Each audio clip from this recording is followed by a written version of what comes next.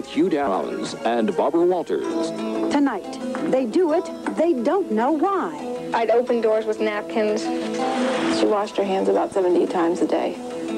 Obsessive cleaning, compulsive hand washing, strange, often destructive behavior they cannot stop. I would say, God, you know, what are you doing to me? They thought they were crazy, but John Stossel reveals it's an illness with a name, and there's hope for a cure. Obsessive-compulsive disorders, forcing thousands to ask, why am I doing this? Doing something repetitive or compulsive, and saying, why am I doing this?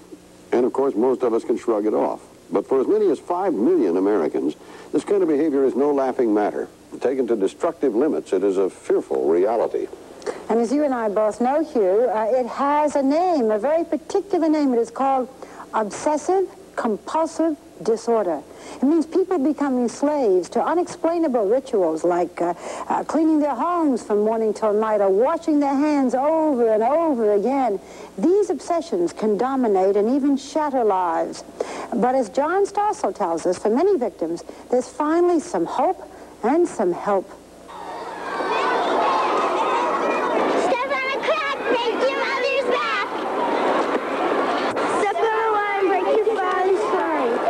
As kids growing up, I think most of us played children's games that involved certain magic rituals, like always jumping rope in the exact same spot, or always touching the same tree on the way home from school. I avoided stepping on cracks so I wouldn't hurt my mother. As adults, we usually outgrow these rituals, but sometimes we keep some or develop new ones. For example, many athletes have rituals. Wade Boggs has to eat chicken before every game. So I've had chicken every day, and it's been nothing but good things. Keith Hernandez of the Mets wears the same socks throughout the entire season. Now, those little rituals don't hurt anyone, but suppose the rituals took over. Imagine if you spent your whole life really worrying that you'd break your mother's back if you stepped on a crack. Well, thousands of people spend each day that way, following senseless rituals that sometimes wreck their lives. I'd open doors with napkins, and I'd take the third paper towel to wipe my hands. I knew I was doing something wrong, but I knew that I couldn't stop. I would say to myself, Kathleen, this is stupid, really stupid. I thought it was weird, something was wrong. You know, somebody had cursed me or something. And I would just cry. I would say, God, you know, what are you doing to me? What did I do to deserve this? These people all suffer from a disease doctors call obsessive-compulsive disorder, or OCD. They cannot stop themselves from performing strange and often destructive rituals. Dr. Wayne Goodman has been researching OCD at the Connecticut Mental Health Center. He thinks as many as 5 million Americans suffer from some form of the disease. I have people that come to see me and say, I've been afraid to tell this to anybody else. I haven't told my family. You're the first one, because I'm afraid that people are going to think I'm crazy. And I know I'm not crazy, but I'm doing crazy things. Often people doing these things are considered crazy. Medical researchers say people burned at the stake or hanged during the Salem witch trials were probably just OCD victims, considered witches because of their strange behavior. Doctors say Howard Hughes had one of the most common forms of OCD, a fear of germs and contamination. In his case, he had the money to indulge the disease. He lived in isolation for years. Of course, most people with OCD can't do that. Kathleen Page, for example. She's obsessed with cleaning. Reluctantly, she let us visit her home. I open my apartment door and I clean everything, and I don't swerve one iota from the way I do it. It's ritualistic. She starts cleaning when she comes home from work and doesn't stop until 3 in the morning. She does this every day. 7 hours a day? Yes. Just cleaning it. And work all day, too. Over and over again? Over and over, and writing it in the book, so I have it. She records everything she's cleaned. This is 1982. She always wears white gloves. I've always worked like this. Everything must be cleaned and separated. Belts can't touch buckles. I'll show you why. This will touch that, maybe put a hole in it or a mark in it. So you have to wrap that up in paper. And Kathleen's compulsiveness goes beyond cleaning. Once she finishes, she can't touch it. Somehow that would make it dirty again, and she'd have to begin a ritualized cleaning all over. If my hands touched the brass, I would have to polish it. I've been very careful not to touch anything. Right, I appreciate it. If I were to now reach to touch, just to touch a piece of clothing, this would be uncomfortable? Yes, I would have to get back and clean it. Because I have something on my hand? No, I don't know why, no. Kathleen has never known why. It's been this way for as long as she can remember. Even 41 years ago, when, as a newlywed, she and her husband moved into their first apartment. I never did anything in that apartment but clean. I was never a wife in that apartment to any degree. Kathleen could never cook dinner or even eat with her husband because she was so busy cleaning. I never fixed anything. He brought me a sandwich and he ate out. And I would stand by the sink, and if I were 2 minutes behind in cleaning, I would have to eat that sandwich fast to get back those 2 minutes. And I would clean until 3. Eventually, her husband said he couldn't take it anymore and left her. But that didn't stop her compulsive behavior. In fact, she developed another symptom, not being able to wear new clothes. She keeps buying new things because she wants to wear them, but she never can. As soon as she touches them, they feel contaminated. In 35 years, she's worn only 6 outfits. Ironically, while OCD ruined Kathleen's personal life and destroyed her marriage, it helped her at work. This is common among OCD patients. Kathleen was a secretary, and her boss loved her. Of course, I came in at 7:30 if something wasn't done, and I got it done, and I worked through lunch. And they didn't have to ask me to work Saturday. I didn't ask for pay. I just got the job done because I never... Not only got the job done, she even sneaked in early to clean. She dusts Kleenex boxes, even cleans the insides of envelopes, That doesn't open. and the insides of books. Let me interrupt you. I mean, you know this isn't necessary. I know it. I know it. It doesn't need to be this clean. I know it. So why do you do it? I don't know why I do it. But you I don't want to do it. But you have to do it. I'll go to work. I'll go anywhere. I have to do it.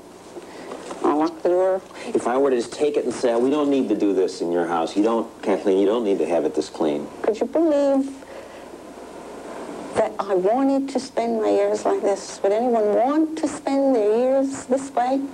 It's just, no. But it's so hard to understand when you know it doesn't need to be clean. I know, but I don't understand any more than you understand. Finally, Kathleen is starting to understand. Now she knows she's not crazy. She has an illness with a name. After years of psychotherapy, misdiagnosis, and 2 nervous breakdowns, she found Dr. Goodman. He says she has classic OCD, so he's decided to give her an experimental drug that many doctors consider a possible cure. It's an antidepressant, not yet FDA approved, but the government allows its use for these OCD research projects.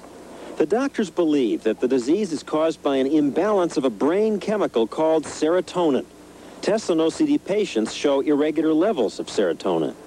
And this is biological? This is brain chemicals? Yeah, it's hard to believe. You would think that this would be psychologically rooted. But what we're finding is that in a lot of these people, you give them a medication and these symptoms go away. Not always. About 1/3 of his patients don't respond to the medication. The woman who lives in this house, for example, has been on the drugs for 2 months. Her compulsive ritual is hoarding. Yes, I know we all hoard some things. I save paper clips. But this woman cannot throw anything away, even garbage. She can't stand a vacuum. She's afraid she might lose something in the dirt. She even saves dust balls, gets down on her hands and knees to pick them up. She wraps them in cellophane and saves that too. Her doctors are still hopeful. They keep trying different combinations of medication. But already she, like Kathleen, is grateful just to have been diagnosed. I think the most important thing is if people know, if they see this happening or if parents see it happening, maybe they would recognize that something was wrong. And maybe they would get their children help. Children like 16-year-old Kelly Reed. Kelly spent the last year and a half suffering from another common form of OCD. She's what the doctors call a checker. First, I'd come downstairs and I'd check the back door, and then I'd move my way around the kitchen and check the coffee pot, stove, and the outside door to the garage, and then come to the front door, and that would always be last. And I'd check and make sure it was checked it again, and then go back upstairs at night to go to bed, but then 5 minutes later I'd be down again and then doing the same routine. How many times at night? It'd be like a couple, 10, 20 times at night, But you knew that the door was... I knew everything was okay, but you're always thinking that what if I unlocked it when I should have locked it, or what if somebody was in the house and unlocked it, what if somebody changed it? She thought she was cursed. Her parents were baffled. I think they thought I was just going through a phase teenagers go through. I finally said, I need help. Take me to a doctor. And it worked? Just like that? Just like that. It's amazing how just... Kelly was given the drug at the National Institute for Mental Health in Bethesda, Maryland. The institute specializes in treating kids with OCD. While in treatment, Kelly met Jessica, another 16-year-old patient. Jessica had the most common form of OCD, ritualized hand washing. I still have scars from it. And they were all bleeding, and I had to wear white cotton gloves to bed because it hurt so bad. So even though your hands hurt and they were bleeding and you knew this wasn't healthy, you still had to do it? Mm-hmm. Her mother went to a doctor who prescribed hand cream. She thought that the cream was a contaminant, so she wouldn't put it on, so I sat on her. I had to sit on her, straddle her, and put it on. While she fought you? She fought me the whole time. And she probably got up and washed it right off. At school, Jessica washed so much, they started calling her Ivory. That's all I thought about. I was so obsessed with it. I mean, it was obvious from my grades. I mean, I went from, getting A's and B's to getting D's and F's. Because all you could think about was getting clean. Mm-hmm. I would lie in bed at night and hear her. She would go to bed at 10. She would get up at 10:05 to wash her hands. She would go back to bed. 10:15, she'd get back up and wash her hands. She washed her hands about 70 times a day. And I would lie in bed and listen to the water and say, I am so sad. I don't know what to do. I can't help this child. And now you have this medicine. Did it work? Yes.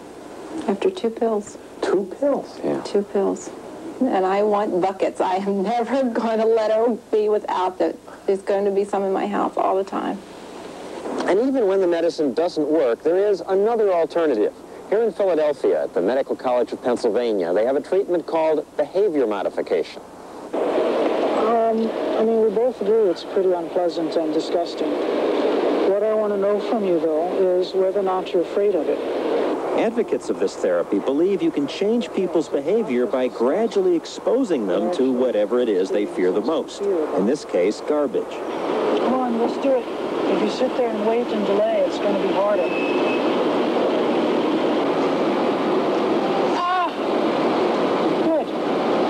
And spongy. This woman is a successful lawyer. We agreed not to show her face because none of her friends or colleagues know about her compulsion. She's a cleaner. She's terrified about coming into contact with germs. Step by step, the therapist exposes her to dirty things. An unwashed piece of fruit. Giving money to a derelict. Come on, don't make him play with it. $4, What? Right. No, I only have a quarter. I'm the green gray. Did you touch him? After each success, the next step is more difficult. Here the therapist has her handle a dead mouse. You're supposed to look at him. How are you going to see what you're doing? Put him over there. Right in the middle. Put him in the middle. Wow. That's it. Very good. Now let him go. Other treatments here include making people wear the same clothes for 5 days, or go for a week without showering, or putting urine on their skin. This sounds cruel to people. Handling dead rats, things like that. This sounds cruel. Well, it depends on the definition of cruelty. Dr. Edna heads the program here. it increases the fear for a while, of the patient. But then they, within 3 weeks they get so much better that you don't recognize them. It isn't like we force them. There's no way we can force somebody to confront. Often this method works. This woman, for example, is home and doing much better. So whether the treatment is behavior modification or drug therapy, lots of people, for the first time, now have a chance to have a normal and happy life. And what about Kathleen? It's now 2 months later. How's she doing? You used to get up at 5 in the morning to clean this place. You still doing that? No. No.